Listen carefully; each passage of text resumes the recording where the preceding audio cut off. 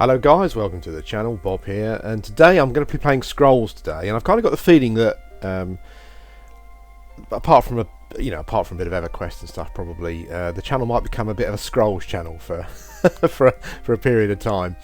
I sort of started looking at Scrolls when it first came out, when it was first kind of announced, I guess, and got really excited about it, but then sort of forgot about it. I've kind of got to that point now where I used to sort of, if there's a game coming out that I was really looking forward to, I used to spend a load of time on the websites and stuff for months before release. But I've kind of got to that age now where maybe it's just, it's too much hard work. It's just, I kind of look at a game now and think, oh, I think I really like that when it comes out, and I forget about it until it comes out.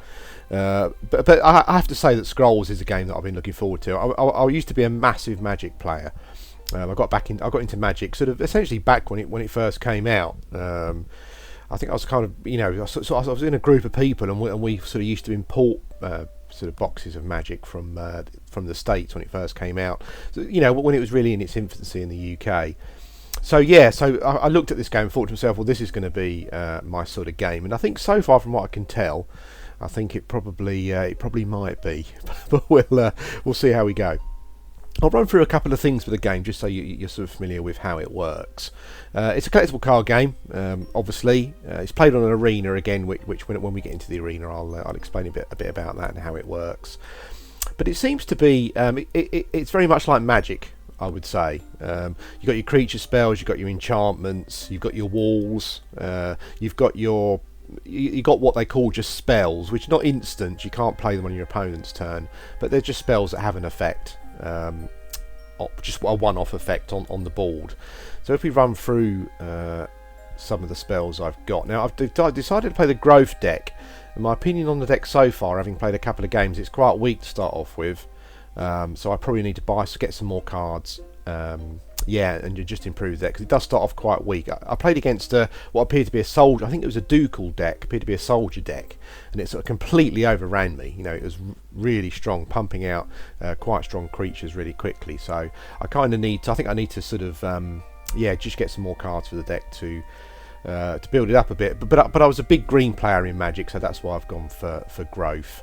There are 3 factions at the moment. You've got Growth, you've got the Ducal, again, which seems to be like a human soldiery sort of focused deck. And then you've got, I guess you would kind of call it maybe a bit of a red deck. I'm not sure if it's called the energy deck or whatever. I need to have a look at that. Actually, let's go into the store for a second, just see. Where are the...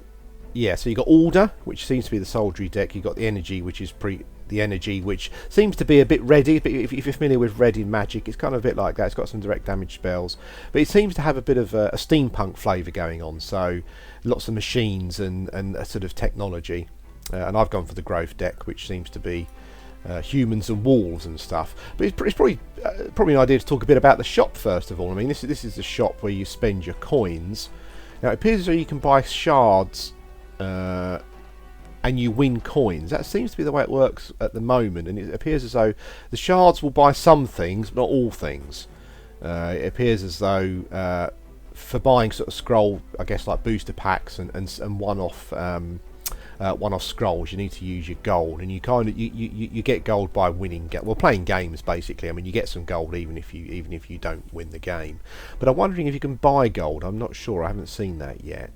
So that seems to be the setup with the the money side of things. The financial model seems to be that you pay for the game one-off fee, and then you can buy shards. I'm assuming you can buy shards with real money. Yes, you can. £15 buys you 3,000 shards, which I think probably, looking at it, that will probably end up being quite a lot of shards to use. I think you could probably get yourself set up in the game, and that pretty much with 3,000 shards, and then never worry about it again. But with the game costing £12.95, that does mean that you're spending about £26, £27 on the game. But I personally think it'll be worth it. I haven't bought any shards yet. I'll see how I get on. But let's get onto the deck builder. Let's just look at a few cards. There's a creature card on the right hand side here. Beast Rat, creature type is Beast Rat. It seems to work in a similar way to Magic. I think I've got a spell that boosts my rats, So obviously you put that into play and it'll boost any rat that you've got. It's got attack and defense, 1/1, again, very magic-y. The 2 is its countdown. So when it comes into play, it essentially activates every 2 turns. So every turn that counts down. When it reaches 0, it'll attack. That's how they work. What have we got here? Bear Paw is an enchantment. So again, you enchant a creature. This enchantment gives it +2 attack, +2 health. When it comes into play, it does increase the countdown of the creature by 1 though, so that will make it attack slower. Basically, what else have we got? Ancestral Totem is a structure which seems to be their walls, and they seem to have totems. Structures seem to have certainly in the growth deck seem to have sort of a table-wide effect. So this particular totem gives all my creatures +1 attack. What else have we got? Another enchantment there. Enchanted unit gets +2 attack. That's all fairly straightforward. I mean, it seems quite complex. A lot of the creatures have other effects as well. Brother of the Wolf. When countdown reaches 0, Brother of the Wolf can summon 1 Ragged Wolf instead of attacking. I think a Ragged Wolf must be a 1/1. Yeah, so instead of attacking, I can sort of create creatures. I haven't actually got that to go off yet, so I'm not sure if I can sort of place the Ragged Wolf anywhere I like, or if it needs to be next to the Brother of the Wolf. We'll have to see. And what I like about the cards as well, very similar to Magic, is that I love the flavour text. One of my favourite things with Magic was kind of reading the flavour text on a card, and I quite like this. I quite like the fact that the cards do have some sort of flavour text. It just adds a bit of flavour to the world. Sort of expands it a bit, makes it feel a bit more as though it's got more substance, as it were. The Crimson Ball is a spell, so that has a one-off effect. As you can see, all of my units gain +2 attack until end of turn. What else have we got here? I normally have the cards sorted by cost. There we go. And the growth deck has the general stuff that you would expect. It's got quite a lot of. It's got some healing spells, heal creatures. What else have we got? Another enchantment there. Enchanted units heal by 1 health each round. So yeah, regrowth growth does pretty much what you would expect. I quite like this spell, Illthorn. That's a wall, essentially, a structure. 0/3. It's got spiky 1 though, which means that when if another creature attacks it, that creature takes 1 damage, like damage reflection. This spell here, I've only got 1 at the moment. I'm guessing it's probably quite rare, but Kinfolk Brave. I'd love to have more of those. 3 of those. Its countdown is 1. So I would say that's probably. Does that mean it's attacking? Doesn't mean it's attacking every round, does it? Every other round? I'll have to check that, see how that works. But I think that's quite rare, that one. It's difficult to tell the rares from the not. I mean, the Kinfolk Brave has a more of a sort of goldy coloured outline here. If I go to Sister of the Fox, you can see the colour is a bit more pronounced. I think you've got common, uncommons and rares. So maybe that's something they need to make a bit clearer. But I would definitely say that the Kinfolk Brave is a rare. Maybe the Ranger's Bane is an uncommon, possibly. It's not as coloured as the Kinfolk Brave has a couple of extra sort of symbols at the top there. And then we come down to Sister of the Fox, which must be common. So that looks like that's how it's working. You can mainly tell by looking at the top of the card there, I think, probably. Quite a basic design. Uncommon adds a bit more of a design to the top of the scroll. And probably the bottom, actually, by looks of things. And then rare seems to add, a bit even more flashy stuff to the top of the scroll there. So, and at the bottom. So that seems to be how you tell the rarity apart. So that's your deck building. I've got about, how many cards have I got? I've got 61 cards, and I've kind of put together a 50 card deck out of. You get a starter deck, you pick which one you want. And I bought a few. You start off with 2,000 coins at the moment, so I bought some cards as well. So I put myself a deck together, just quickly to see how it goes. And I think that the goal at the moment probably will be to maybe play some games, build up some coins, get some more cards. And just go from there. Just keep building the deck, and that's. I mean, if you're a CCG fan, particularly, I think if you're a fantasy CCG fan, and probably Magic in particular, I think you're probably going to have a whale of a time. I guess the only worry at the moment is that there's 3 factions. I mean, the game is still in beta, and 3 factions seems quite small to me. for a CCG. Maybe they'll expand that as we go along. I mean, you know, if you look at sort of the things you could do, you could have a sort of a darker sort of undead faction and all that kind of thing. There's so many things you could do. But I assume that maybe we'll see some decks soon. Maybe even for release we'll see some new decks. We'll have to see. So that's the deck, and building your deck is pretty easy. Basically, these are all the cards you've got at the top. If you want to build a deck, you drag a card down here. Yeah, and it increases. It tells you what's the type of card it is and how many scrolls you've got. 50 is the minimum. Sorry, yeah, 50 is the minimum, and I think anyone who's played collectible card games will know that stick to the minimum. That's the most basic rule of deck building in any card game, I think, is stick to the minimum amount, because that just means that you're more likely to get the cards you want come up. Essentially, that's how it works. And you can have three. You can only have 3 of one card in a deck, from what I can see so far. So my Champions Rings, I've got 3. Now, actually, no, my Junkyards, I've got 5, but I'd only be able to have 3 in a deck. So that's how deck building works. All pretty familiar to you if you're used to playing collectible card games. Now let's go into the game itself. This is, you can single or multiplayer. I mean, I've only played a couple of games yet, so what I might do is try and do some of the trials. I think the trials just pitch you against different decks, and the setup of the board at the beginning can be a bit different. They might start with a creature, or you might, that kind of thing. But we'll look at the trials. I'm just going to sneeze, actually. So as I'm about to sneeze, I will cut off the mic, but hopefully I won't. You've got a bit of a chat here for everyone who's in the room. This is a list of names here telling you who's actually playing the game at the moment. It's interesting because you can click on them and you can challenge them, you can trade, you can look at their profiles. That's quite interesting. I'm not sure how the trade thing will work. Maybe it'll be quite annoying if maybe you'll get people randomly just keep clicking on trade to trade with you, and that could become a bit annoying. Maybe I'm not sure how you'll deal with that. The same again as well. If you're sort of deck building and someone keeps sort of challenging you, that might become a pain in the arse as well. But we'll have to see how that works. There's a bit of a chat here, a bit of a chat thing here, and I think this is the room. There's only one room, General 15. So what we'll do, let's have a look at the trials. We've got some easy ones, medium, then hard. We'll start off, I haven't done any of these yet. We'll start off with an insult. A cocky spirit tosses jibes as you wander past his shack. At first you ignore the taunts. He's too weak to be of any concern to you. Well, I hope so. But they increase in volume and become more offensive, escalating into unconfirmed claims about close family members. Honour dictates you teach this guy a lesson. I quite like that, the little bit of flavour there, where you've walked past someone's shack and they've started insulting your family, and and you need to give them a kicking, essentially.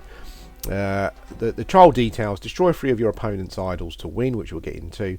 Your opponent's idols start with just 5 health. You begin the battle with 2 pre-deployed eternal statues. Okay, play trial. I'll use my deck that I've created. Okay, here's the battlefield.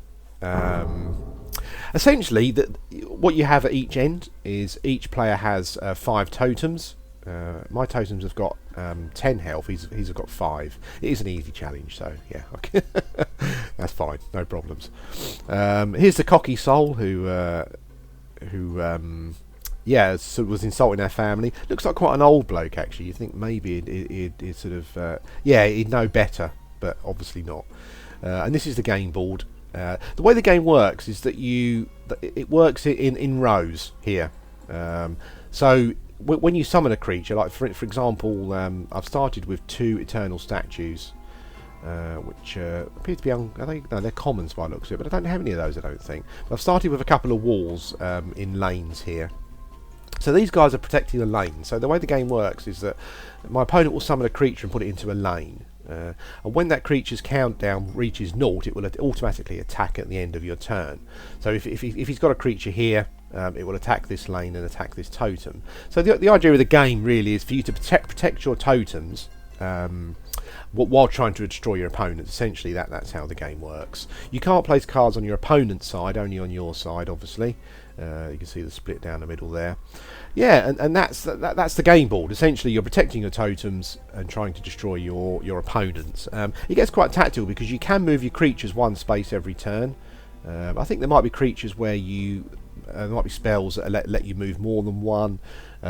You've got. I think the regrowth. I think the growth deck has got spells which basically means that the creature can't move, essentially, so it's stuck in a lane, which can be a bit of a pain in the arse. So yeah, you can move your creatures one sort of hex at a time, but the basic premise is to destroy your opponent's totems. I think you need to destroy 3, so obviously it's going to be very tactical. You're trying to defend yours while defending your opponents. I've started off strongly here. Obviously it's an easy challenge, and I've got 2 walls protecting the totems, so we'll see how we go. Well, what I've noticed when playing the game as well is it can be quite strategical where you place a creature in a row. Yeah, that can be quite important. It's sort of you don't necessarily need to put them at the front of the row because they will then get attacked first. So what I normally do, what I've kind of been doing, is having my bigger creatures sort of behind a bit, and maybe a cheaper wall in front just protecting them. But we'll see how we go here. So onto your hand. As you can see, I've got 6 cards in my hand. Now the way resources work is it's not really like Magic. I think it's like World of Warcraft game where you sacrifice a card essentially to gain resources. This guy, he's got 4 cards in his hand. He's got a resource already, but I think I'm going first, so I don't think he's done anything yet from what I can tell. But yeah, so you start by sacrificing a card to get a resource. Now I've got no 1 casting cost spells here, so I can't cast anything. With regards to deck building and creating mana, I guess what I should also point out probably is that you get a choice of doing one of 2 things every turn. It's create a resource or create mana. I'm going to be using Magic terms. I hope you don't mind. or you can discard this card to draw 2 more. So that can be quite interesting. If you need to refill your hand, but you can only do one or the other basically. So yeah, it's I was kind of looking at deck building at first from a point of view as just putting some cards in there that will always be used for resources. So whenever you've got them there just to sack for resources, but I'm not quite sure.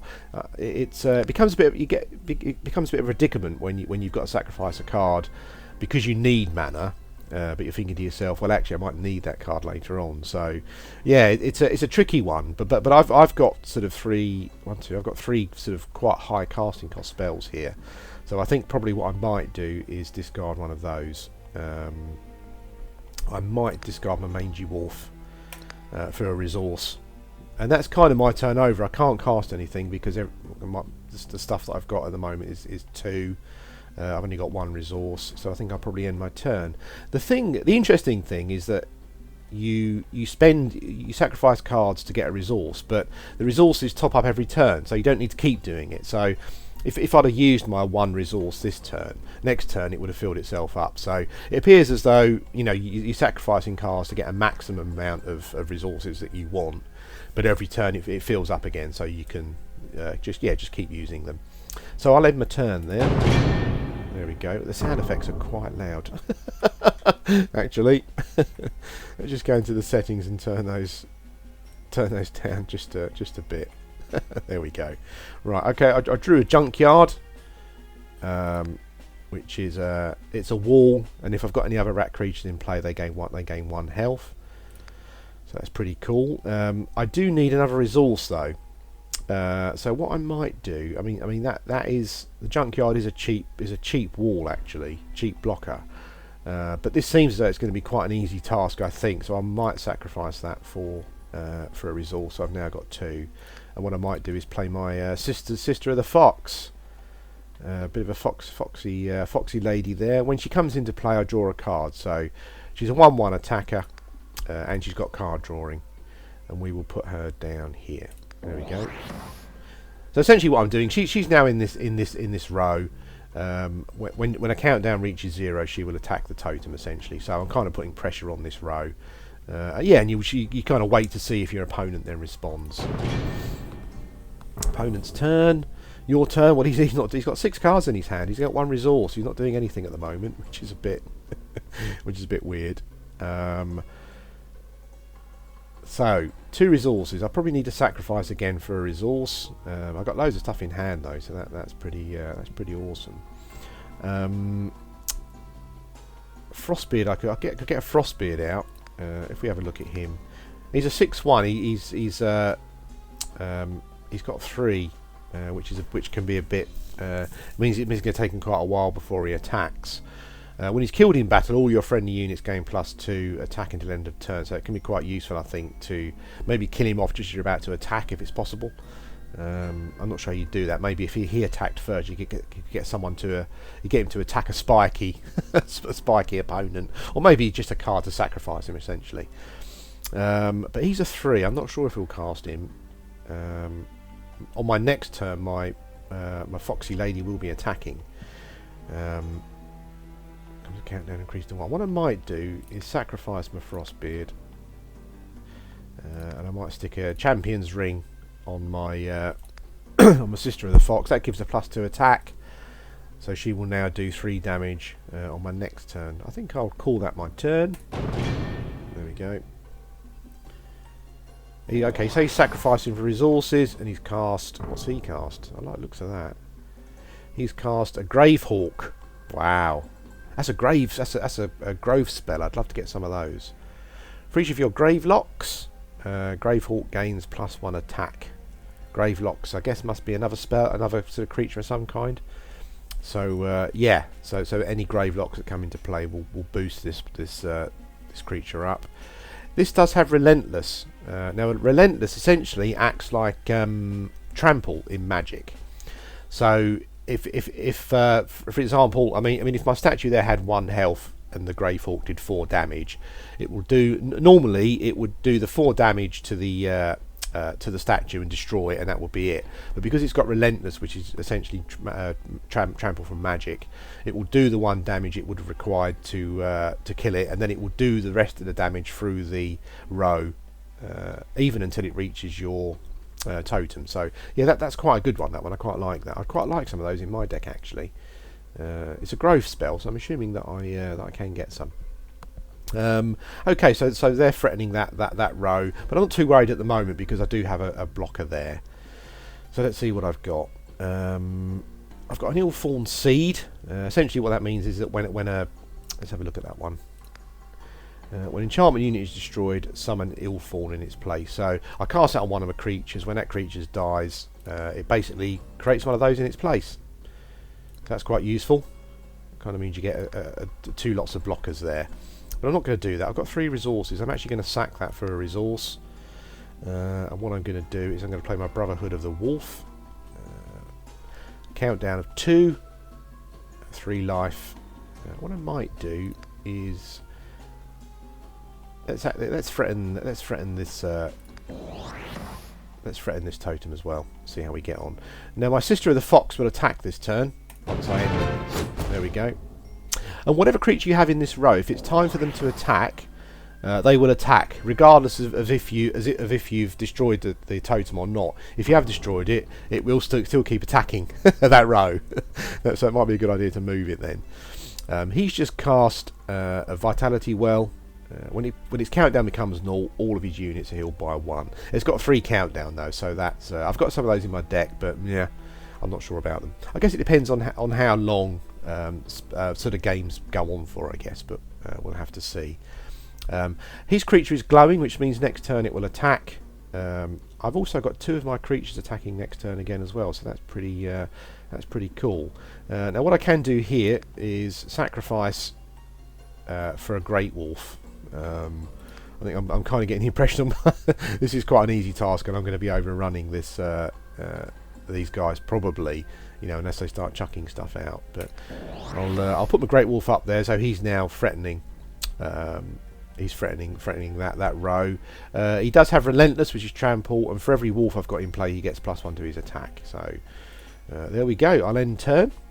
No one's attacking. At least my opponent. There we go. So at least my opponent is starting to attack and cast spells now. Now it's interesting because he let's have a look at that. All friendly. No, okay. He attacked for 1 and did 1 damage. Okay, that's interesting. So he's never going to get through there because at the beginning of my turn, this statue heals itself for 1.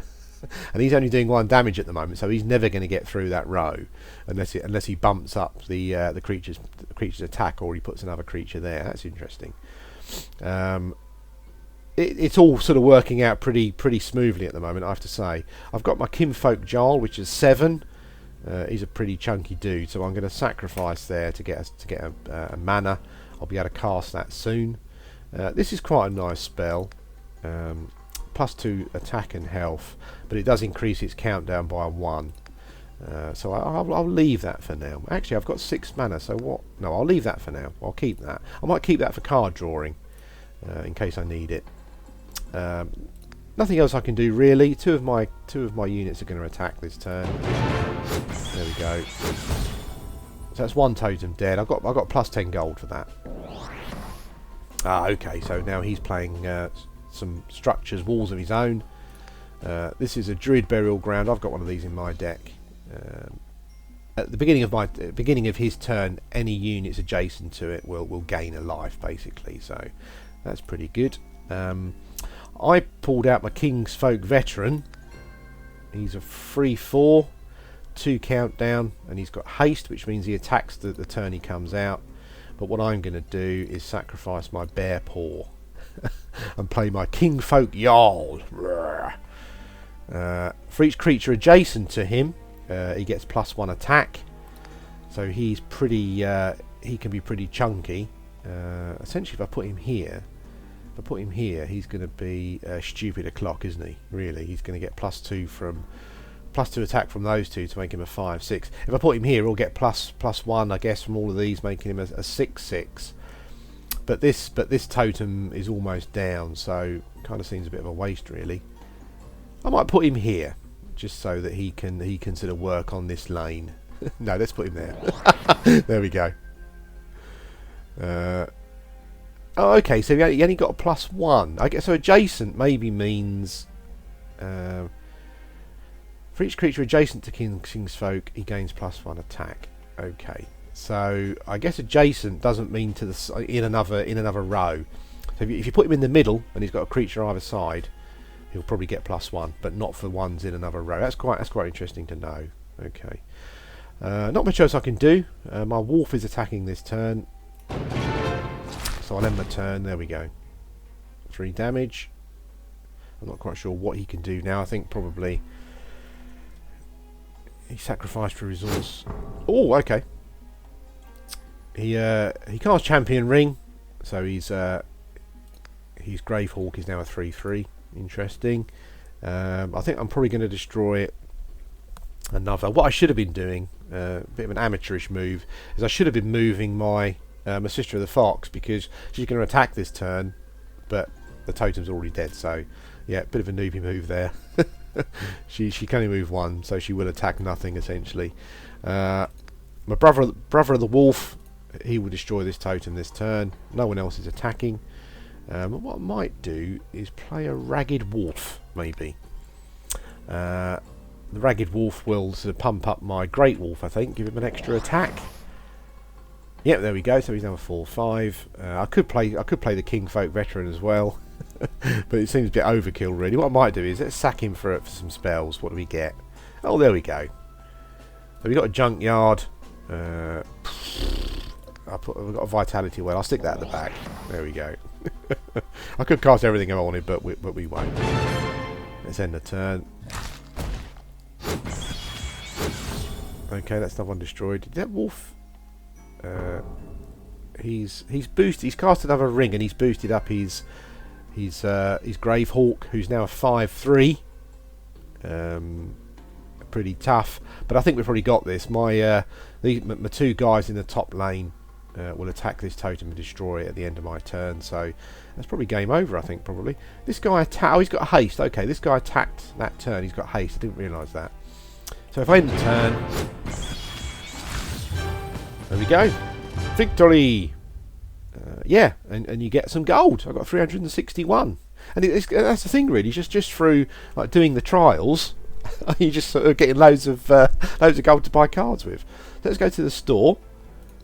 There are different choices. You can buy a random scroll. You can buy a scroll pack, which again contains. It's a bit like a magic booster. Contains random cards for all the factions. But apparently you're guaranteed 2 uncommon and a rare. Okay. I don't have enough to buy that, so I won't. I might save up for a pack, actually. We could do that, couldn't we?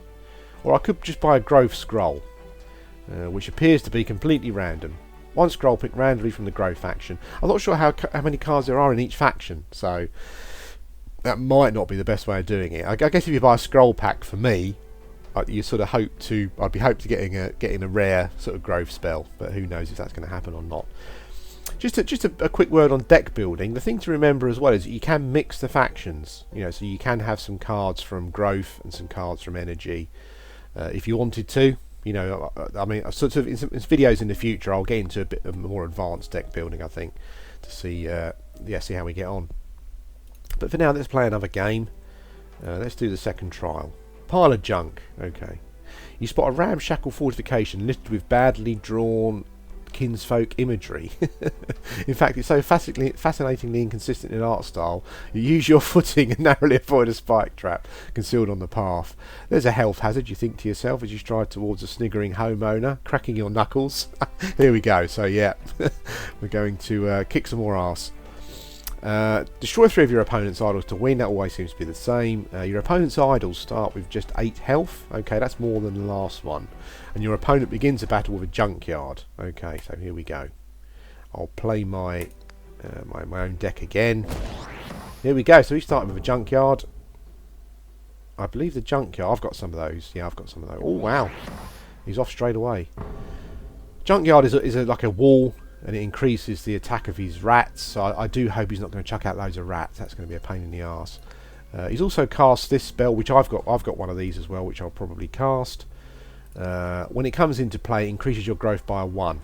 That's your resources. But when it leaves play, it decreases it. So yeah, quite a good early resource builder. But you need to try and keep it alive. So what I can do here, if I play it right, is I've got 2 frost gales. If I sacrifice a frost gale for a resource, if I then play my Vater of the Wild, I will put him down here out of harm's way. He increases my growth to 2. So next turn potentially I could have 3. So that, that's exactly what she's done. So yeah, I'm a bit too pleased with myself there when my opponent's already done it. I just played a Druid Burial Ground. Okay, very aggressive starting off. They're sort of really. I mean, this lane's will be pretty tricky to punch through now. So let's see how we go. I've got a rat now. Rats creatures you control. Okay, so if I cast my rat, I don't get the benefit from that.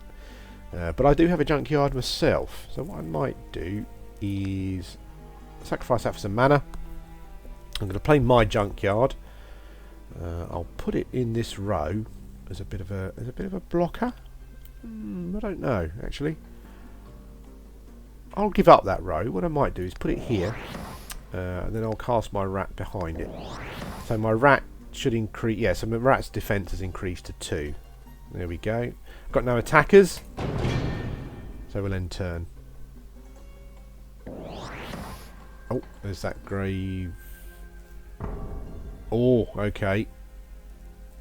So he cast a Grave Hawk there, a 1/3, and he cast a Bear Paw on his creature here.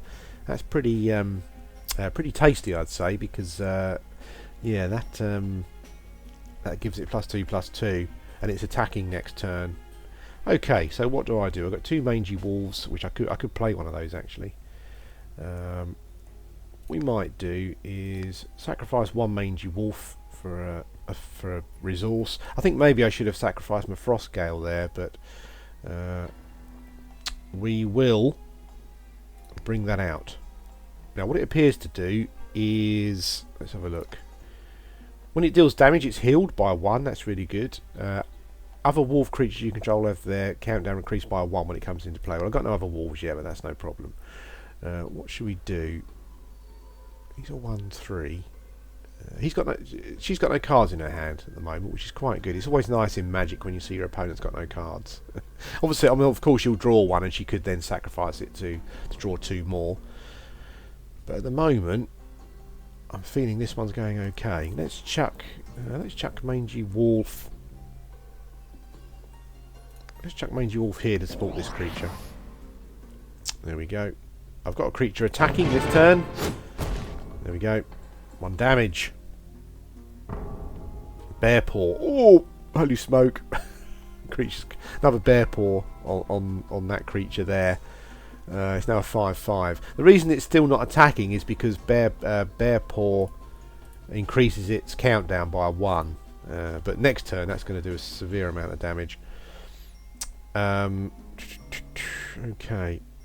I've got 4. I'm going to draw some more cards this turn. Okay, Ranger's Bane. Well, Resource Builder, I think, probably at this moment in time. Actually, maybe not. Maybe it might be quite good just to get on this creature here.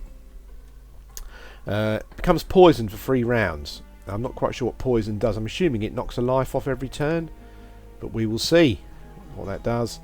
I've got Dradic Power, which I can cast. +1 attack and 3 health, but its move is decreased by a 1, so essentially you turn it into a wall. It will still attack, but it does become a wall by looks of things. What I might do is, if I cast it on my rat, it's going to be Super Rat. 2/5. Woo! Okay. We'll end turn there. My rat's attacking this turn as well. There we go. Unlike... Oh yeah, so basically, poison takes 1 life off per round for 3 rounds. Which is pretty cool. Oh, a big 5. That's a big damage up there on that totem. Okay. Yeah. So and I don't know if I mentioned it. With life on creatures, unlike Magic, it doesn't regenerate at the end of turn. So the life continues to go down every turn until you destroy the creature. Basically, that's really good. That I like that. Enchanter's Bane. But saying that, I have got my Great Wolf, so I'm going to be sacrificing that for mana. And I'm going to be casting my Great Wolf, Relentless. It gets +1 attack for every other wolf I control. I've got another wolf in play at the moment, and we will plonk him. I'm attacking 2 totems at the moment.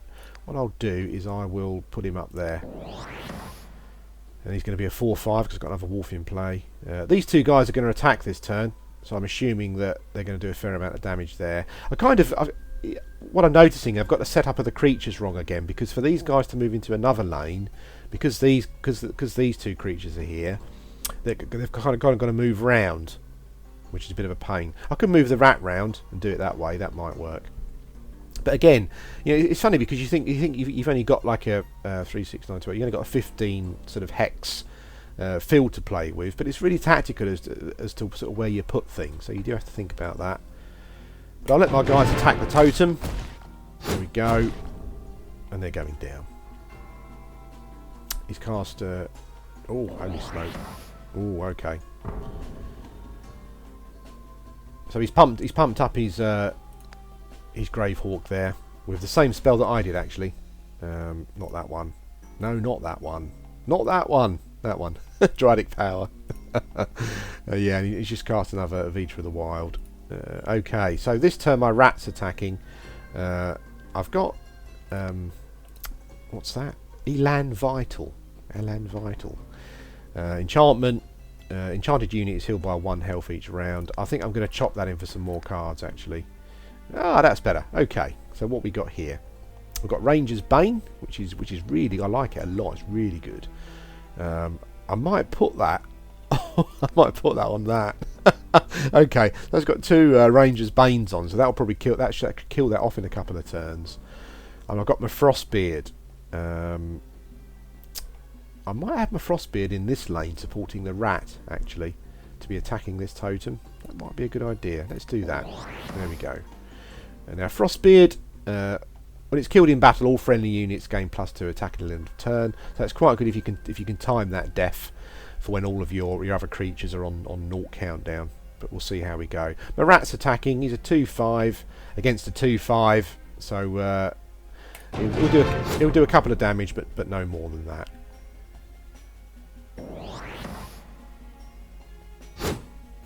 Oh, oh! Holy smoke! Okay, what's happened there? So shit. So his creature's has killed my junkyard, which is a bit of a pain in the arse. He's putting out these bloody burial grounds, which are a real pain. But what the big thing what's happened is that he's moved his creature up here to this lane, who's then attacked my. See, that's quite another good tactic. Is if your creature's on 0 cooldown, it's about to attack. Maybe move it into another lane. That might be quite a good thing to do. But he's killed my Great Wolf, which is a bit of a pain. What else? All adjacent units. Okay. My poison did 2 damage to this creature, but he was next to this bloody unit, so he was healed for 1. He's not next to it anymore, so he'll probably take the full. Unless he moves it back, he will take the full 2 damage. I suppose moving it back actually might make sense, mightn't it? So I've got to think now. So I'm going to destroy this totem. No, I'm not going to destroy this totem this turn. Okay. I'm going to rallying. It costs 5. It decreases my countdown of all my creatures by 2. So that would let me do some tasty damage actually. Along this row, because it would mean that my Frostbeard would attack. But then I'm left with no cards. Oh, I don't know what to do. I'm going to cast Rally, because it will let my Frostbeard attack. So all of my creatures are attacking this turn. Here we go. Okay, so we killed. Yeah, that was worth it because we killed one of his shrines. It's weird because that's classed as adjacent. Bizarre. Okay. I just noticed that I'm sure when I had a creature up here, it wasn't classing this creature here as adjacent, whereas this next to this, it is classing it as adjacent. He's putting tons of these these Vita things out. Holy smoke! This is an easy challenge, but I'm not doing particularly well at the moment. But I have just found my own burial ground. I wonder if it's a good idea to put that down. I really don't know. He's kind of threatening two of my totems now up here. Whereas I've kind of got one of his almost dead. Interesting. I don't know what to do. I might put this here, and then what I might do is move my wolf up here on the next turn for its attack. Let's cast the burial ground. See how we get on. There we go. That's my turn at an end. He's got his bigger creature. He's got his big creature attacking this turn. He's chucking out the stuff. He's chucking out the creatures here. I'm going to chop that in for 2 cards because it's rubbish. Ah, that's better. Okay. So I think we're going to play both of these cards probably. 3 of my creatures are attacking this turn, so my rat will sort of make some inroads down here. I've got to wait for my Frostbeard to be ready again. What I'm going to do is, because this totem only requires 1 damage, I'm going to move my wolf here. So my wolf essentially will be attacking in this row for this turn. He'll also gain the benefit from the healing from the burial ground, I'm hoping. So we'll see how that goes. Anyway, Brotherhood of the Wolf. He's a 3/4. The interesting thing here is I think to myself, well, is it worth me trying to protect these totems here, or shall I just sort of say to myself, well, you know, I've lost those ones essentially, and just be more aggressive here. I think I might put him here actually. So he's gaining some protection from the shrine, the burial ground, and he will also work his way through the junkyard there. I do have the Vita of the Wild. I think I'll hang on to him. I think we'll leave him. Let's get the attacks to go through. Okay, so we destroyed one of his totems and we destroyed one of his walls. Ragged wolf. Okay. Bloody hell.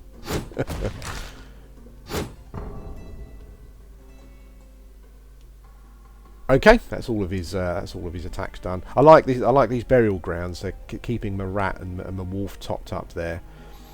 Bear paw. Okay. +2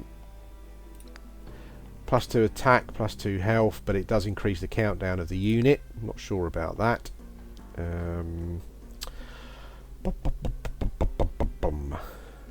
I've kind of almost given up. And let's get a wall. I've kind of almost given up on these two totems. I'm just going to be aggressive going through here. He does have some massive defense here, though.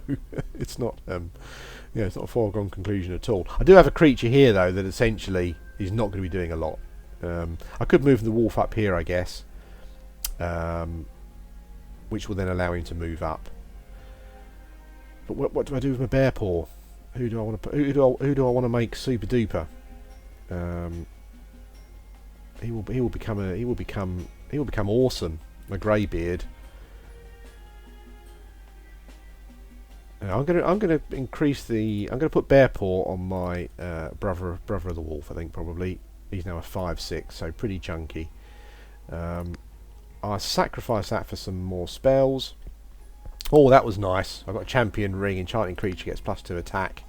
Who's attacking next? It's a shame that he doesn't have trample. I don't think he does he? Shame he doesn't have trample.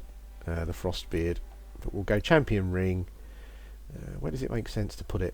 I really don't know. It seems a bit overkill putting it on him. He's a 6/1 anyway. None of these guys are attacking next turn, though. That's the thing. I think I'll make my rat a 4/4. Look at that. All my units gain Crimson Bull. All my units gain +2 attack at the end of turn. I'll wait for that one. Let's end turn. My Frostbeard decimates his wolf. His turn. He's got no attackers, but he has moved, and he's played the Brotherhood of the Wolf. Okay. And a well. Okay. So it's getting messy now, as you can see. It's going to be really difficult for either of us to punch through and do some damage. Holy shit. Okay, that didn't work out how I was expecting. This guy. Relentless. Okay, that's good. That relentless. I'm gonna get some. I want some cards with relentless on. So yeah, so that guy basically a bit of relentless there. Okay, well that was pretty tough actually.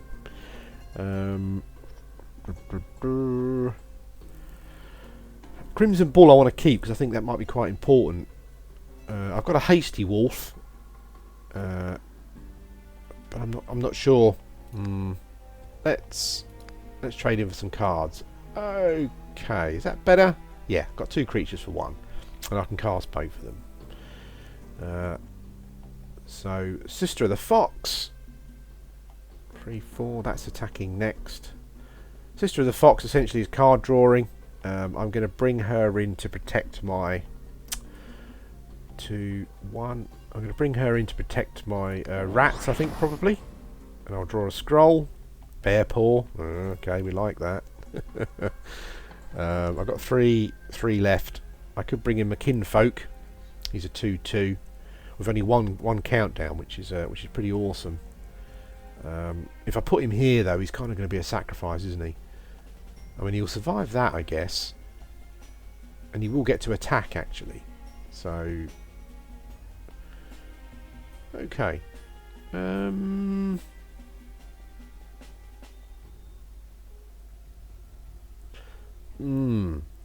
not sure what to do. I'm going to put out the Kinfolk Brave.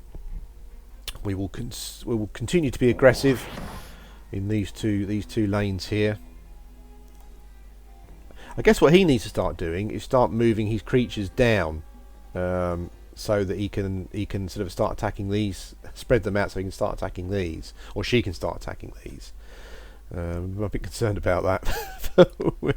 We'll end turn anyway. My rat's awesome. Little 4/4 rat. I love him. Oh no! Oh god, he's played a great wolf. He doesn't have any other wolves in play though, which is quite handy. Again, I'm not sure what to do. I guess Sister of the Fox, maybe, for a bit of protection in this lane. Card drawing as well, so you can't go wrong. Draw a card. He'll target unit by 3.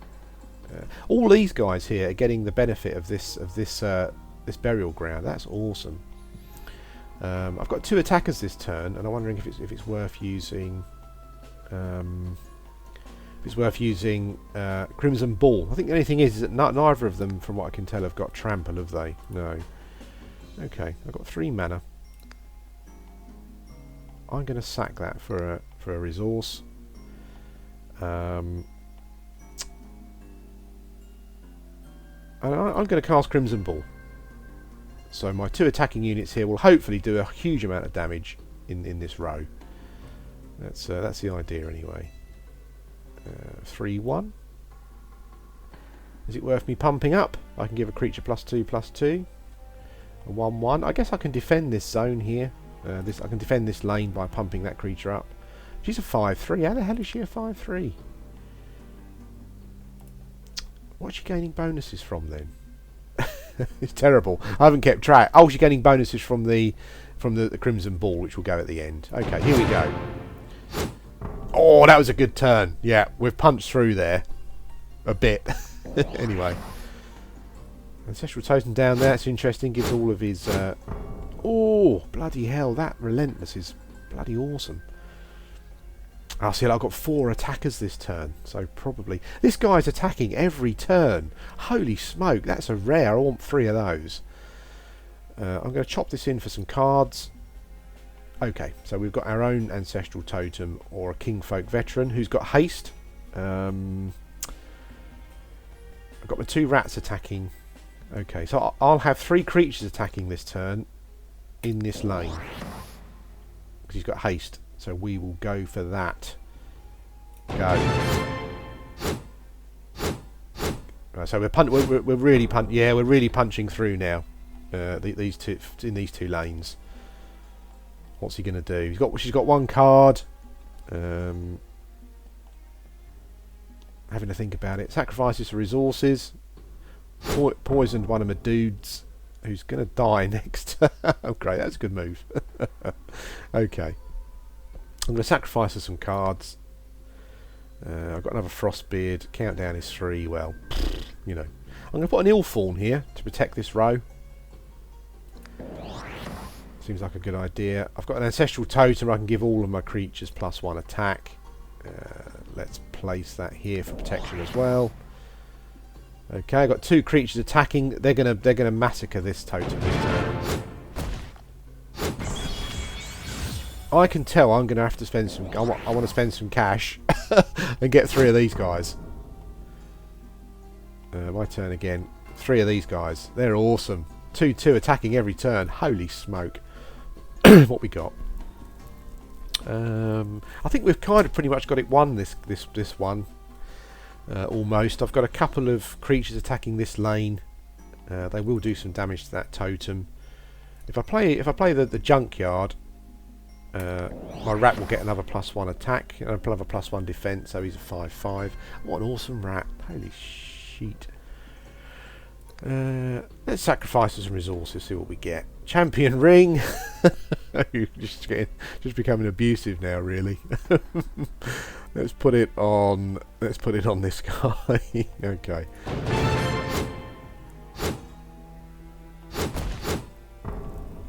There we go. Opponent's turn. Oh, Wildling. Oh, wow, look at that. I want some Wildlings. When a creature is summoned adjacent to Wildling is dealt 1 damage and its attack is increased by 1. Ah, interesting. Yeah, I like that. Get some of those. What's going to be my? So this guy's attacking. So let's try and do something a bit different. Let's move a rat down here. Can I do that? The rat can't move because of the Dryadic power. Okay. So what I'll do is I've got this guy attacking in this zone on this lane for this round. So let's move our big boy down there. Let's move our attacker down. So we'll get a couple of attacks in that row. Do I need to cast anything? Probably not. I mean, I could stick an Ilthorn up there to do nothing. Really, I didn't realise that totem was gone. Let's go. Okay, so this lane's clear. And we'll be looking at doing some damage next turn.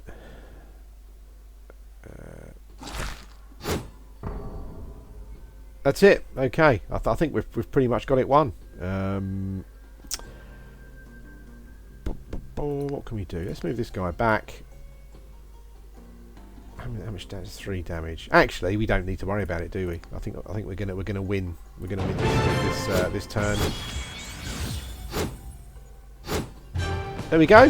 Victory. 380 coins. Awesome. Leave match. Okay, guys. Well, that's been an introduction to Scrolls. Hope you've enjoyed it. I hope I've explained things well and you understand what's going on. I'll probably be doing quite a few videos of this. What I'll do in future videos is we'll do a bit of multiplayer, ranked matches, that kind of thing. But a bit more on deck building and whatnot. But yeah, anyway, guys, thanks for watching, and I'll speak to you again soon.